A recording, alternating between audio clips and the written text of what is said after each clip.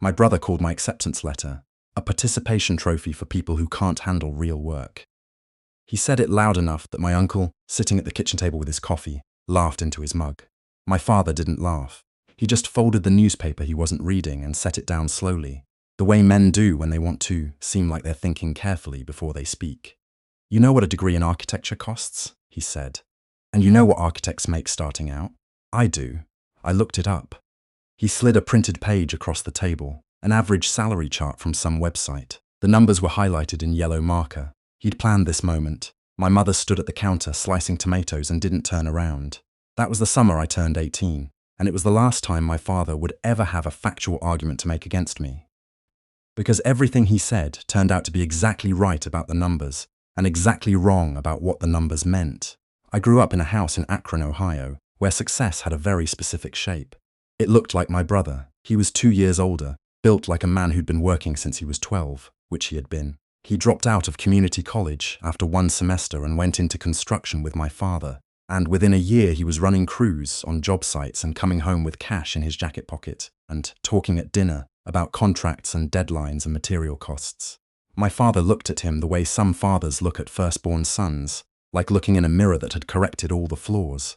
I was the other one, the one who read too much, the one who stayed inside during summers and drew buildings on graph paper and asked questions about structural engineering that nobody at the dinner table cared to answer. My father called it daydreaming. My brother called it something less polite. "You gonna draw pictures for a living?" he asked me once, leaning against the doorframe of my bedroom while I was working on a drafting project. He had sawdust on his boots and seemed proud of it, because real men build the actual thing. I remember looking at my project, a mixed-use residential proposal for a class assignment, and then looking at him and deciding not to answer. That was something I learned early. In that house, silence wasn't weakness. Silence was how you kept things you valued safe from people who would diminish them. My father's construction business was successful enough. Residential remodels, the occasional commercial build, reliable work in a market that always needed it. He'd built it from nothing, which he reminded us of often, and he wore that origin story like a piece of clothing he never took off. The implication, always unspoken but never unclear, was that anything built from blueprints and classrooms and theory was somehow less real than something built with your hands. That the calluses on his palms were a kind of credential no university could issue. What I noticed even then was what he didn't talk about. The bids he lost because his estimates were off. The subcontractor dispute that dragged through 2 winters. The year the housing market softened, and he borrowed against the house and then never mentioned it again. My mother knew. I could tell by the way she tracked the mail. I got into Ohio State's architecture program on a partial scholarship. I worked 30 hours a week at a hardware store and took out loans for the rest. My father contributed nothing financially and made sure I understood it was a choice, not a limitation. "I'm not going to fund something I think is a mistake," he said, and at least that was honest. My brother got a used truck that year, brand new tires. My father co-signed. I drove to Columbus in my 2003 Civic, with a laundry bag, a drafting kit, and $300 in my checking account. I didn't tell anyone how scared I was. I just drove. The first 2 years were the kind of hard that doesn't make good stories because it's mostly just grinding. 18 credit semesters, closing shifts at a campus pizza place 3 nights a week. Studio critiques where professors tore apart your work in front of everyone, and you had to sit there and absorb it and learn from it without crumbling. I learned more in those critiques than I ever did from praise. There's something useful about having the weak parts of your thinking exposed publicly. You stop protecting those parts and start fixing them. I also started freelancing my junior year. Small stuff at first, drafting corrections for a firm that was understaffed, then CAD work for a residential designer who needed help nights and weekends. By my senior year, I had 3 consistent clients and was clearing about $1,800 a month outside of school. I kept meticulous records, a spreadsheet updated every Sunday night. Income, expenses, savings rate, projected balance 12 months out. I never mentioned it at home. When I visited for holidays, I answered questions about school and kept the rest to myself. My brother had a habit of using information as material for jokes, and my father had a habit of reframing other people's achievements as confirmation of his own worldview. If I told him I was making money, he'd find a way to make it evidence that the degree was unnecessary. If I told him I was struggling, he'd find a way to make it evidence that I'd made the wrong choice. There was no version of honesty that didn't get processed through that filter. So I said, "School's going fine, staying busy. Thanks for dinner. I'll call when I get back to Columbus." My mother would walk me to the car and stand in the driveway and say things like, "Don't work too hard and make sure you're eating enough," which were her ways of saying things she couldn't say inside the house. I graduated in May. It was a Saturday. The ceremony was held in the Schottenstein Center, and the architecture program had its own convocation the afternoon before, in a smaller auditorium with better acoustics and a dean who actually knew the graduates' names because the program was small enough for that. I had sent invitations 3 weeks earlier, 4 of them, my parents, my brother, my uncle who'd laughed into his coffee that summer. Nobody came to the convocation. My brother texted at 9 a.m. "Busy today, congrats though." My uncle didn't respond at all. My mother called while I was walking across campus in my regalia and said she was sorry, that something had come up, that she'd explain later. Her voice sounded like she'd been crying, which made it worse in a particular way. My father sent a text at 2:17 p.m. after the ceremony was over. "We need the car looked at before the weekend. The Jiffy Lube on Maple does good work." I stood on the steps outside the arena in my cap and gown, holding the leather portfolio case that held my diploma, and I read that text 3 times. Around me, graduates were taking photos with their families. A woman my age was crying into her mother's shoulder. A guy from my studio had his entire extended family there, grandparents included, someone holding a handmade sign. I walked to my car alone, put the portfolio on the passenger seat, and drove to a diner 2 miles from campus where I ordered coffee and eggs and sat in a corner booth for 2 hours. I wasn't crying, I wasn't angry. I was something quieter than both of those things, something that had been forming for a long time and had just finished hardening. I didn't go home that summer. I took a position at a small firm in Pittsburgh. 4 architects, boutique commercial and institutional work, exactly the kind of place that worked you 18 months straight and either broke you or made you. It didn't break me. Within a year, I was the lead designer on 2 projects simultaneously. Within 3 years, I was a licensed architect. Within 4, I had clients of my own. I did not go out of my way to tell my family any of this. We talked occasionally. My mother called on birthdays and sometimes on random Tuesdays for no reason, which I appreciated. My brother and I exchanged approximately 6 texts a year, all of them functionally empty. My father and I spoke maybe twice in 4 years, both times because my mother had orchestrated it. I had started a side practice by year 3, taking on residential design commissions on evenings and weekends, work that I could do entirely independently and invoice under my own LLC. I was careful about it. Separate accounts, clean contracts, no mixing with the firm work. I'd grown up watching my father make financial decisions based on feel and reputation and handshake deals, and I'd watched what happened when any one of those elements went sideways. I preferred documentation. By the time I was 31, my independent practice had grown enough that I left firm. I had 12 active clients, a small staff of 2, and a project pipeline that would keep us busy for 2 years. I bought a modest house in the Lawrenceville neighborhood of Pittsburgh. Nothing dramatic. 3 bedrooms, good bones, a backyard I didn't use enough. I paid cash. I didn't tell anyone in my family. The call I had been half expecting for years came on a Wednesday evening in October. It was my mother, but the voice that came through wasn't hers, or it was hers doing something unfamiliar. She was keeping herself very controlled, which meant something serious had broken through whatever she normally used to hold things in place. "I need to tell you something," she said, "about your father's business." I leaned back in my desk chair and looked at the ceiling.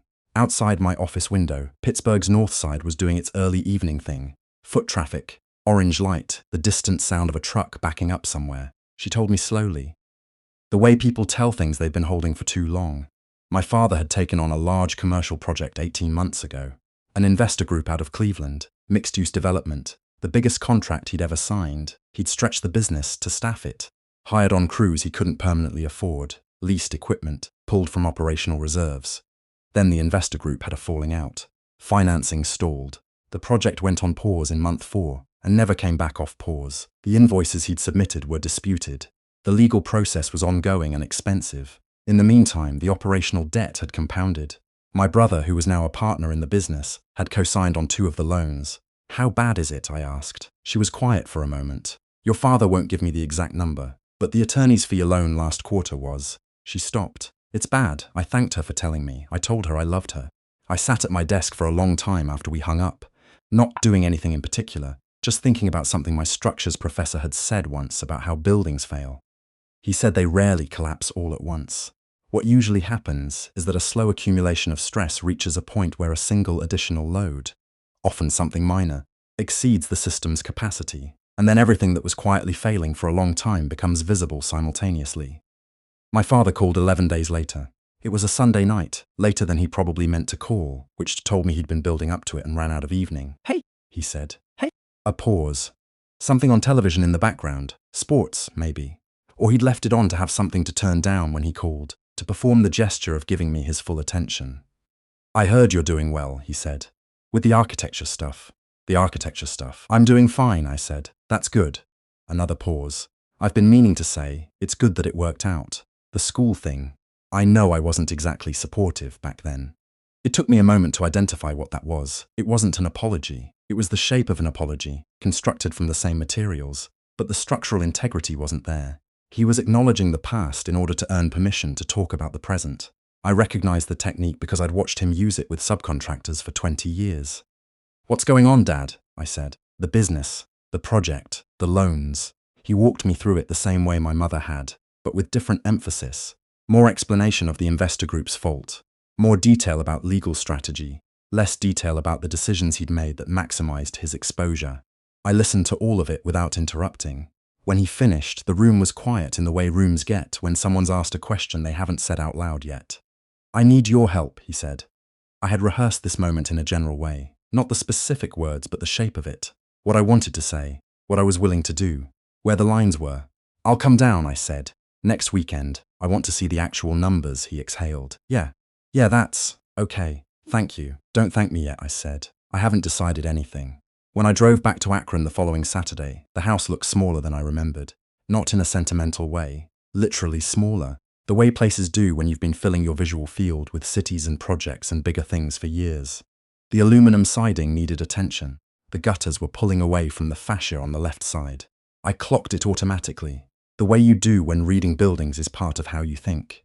My brother's truck was in the driveway. He was standing in the kitchen when I came in, leaning against the counter with his arms crossed, and for a moment neither of us said anything. He looked tired. Not the tired that comes from hard work, a different kind. The kind that comes from watching something you built start coming apart. He nodded at me. I nodded back. My father was at the kitchen table with a manila folder and a yellow legal pad. He looked up when I walked in, and there was something in his expression I'd never seen before. Not shame exactly, but the thing that lives next to shame, awareness. The specific awareness of a man who is looking at someone he underestimated and understanding at this moment what that miscalculation has cost him. We sat for 3 hours. I went through everything. Bank statements, loan documents, the contract with the Cleveland Group, the legal correspondence. I took notes. I asked questions. When something didn't add up, I said so, and my father answered without deflecting, which was new. My brother said almost nothing. At one point, he got up to refill his coffee and stood at the counter with his back to us for a minute longer than he needed to. The situation was serious but not unsurvivable. That was my honest assessment after 3 hours. There was a path. It required selling 2 pieces of equipment, restructuring 1 loan with the bank, which would require my co-signature given the current liability picture, and making payroll for 4 months while the legal dispute resolved. The legal dispute would resolve. The contract was sloppy, but it wasn't hopeless. My father had made the kinds of decisions that made sense when you're optimistic and don't have enough documentation. I'd spent 10 years building practices specifically to avoid those decisions, and looking at his paperwork was like looking at a case study in everything I'd learned not to do. I set my pen down.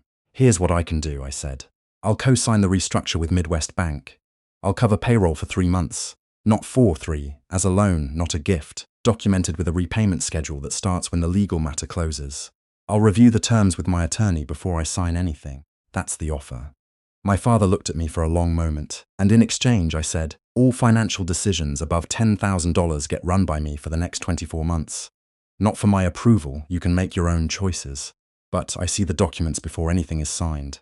That's non-negotiable." My brother turned around from the counter. "That's a short leash," he said. "It's the cost of the money," I said. "You can say no." Nobody said no. My mother made dinner that night. Pot roast. Which was a statement more than a meal, the thing she made when she was trying to make something feel normal that wasn't. We sat at the table together for the first time in years, and ate and talked about things that weren't the business, or tried to. At one point, my father said, "You always were good with the detail stuff." I didn't respond immediately. I was looking at my plate, at the carrots my mother had cut into identical half-inch pieces out of some habit of precision I recognized in myself. "That's what I was trying to build," I said, "the whole time." He nodded slowly. He didn't fully understand what I meant. But he didn't pretend he did, either, which was more than I expected. The restructure went through in December. The legal dispute settled the following March, not perfectly, but well enough. My father's business is smaller now, which is probably right-sized for what he can actually manage. My brother runs the field operations. My father handles client relationships. They've found a division that works because it reflects what they're actually good at. My loan will be repaid by next fall. My father has been meticulous about the payments, more meticulous than I anticipated, which I think is its own kind of apology. I still have the text he sent the day of my convocation. I don't look at it often, but I haven't deleted it either, because it reminds me of something specific. Not the pain of it, not anymore, but the feeling I had sitting in that diner booth afterward. The feeling of something in me going very still and very determined. I didn't build my practice to make him regret that text. I want to be honest about that because it would make a better story if I had. But it wouldn't be true. I built it because I was good at something and I wanted to do it. And because sitting alone in that booth, I understood clearly that waiting for someone else's recognition before you commit fully to your own work is a form of leaving your future in someone else's hands. My mother came to see my office last spring. I showed her the current projects on the drafting table.